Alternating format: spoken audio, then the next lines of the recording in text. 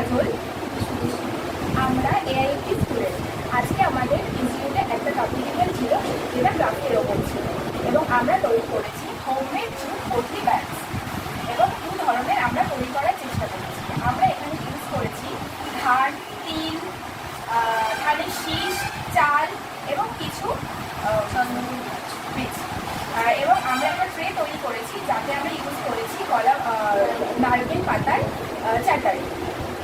এবং আমরা সবাই জানি পোটলি ব্যাগ সাধারণত আমরা মেয়েরা স্টাইলের জন্য ব্যবহার করি, এবং এখন পোটলি ব্যাগগুলো বিয়ে বাড়িতেও ব্রাইডরাও ইউজ করছে।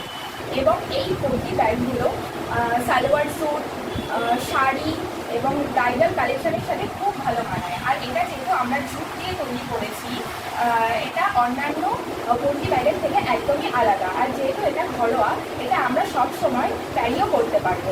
Thank you.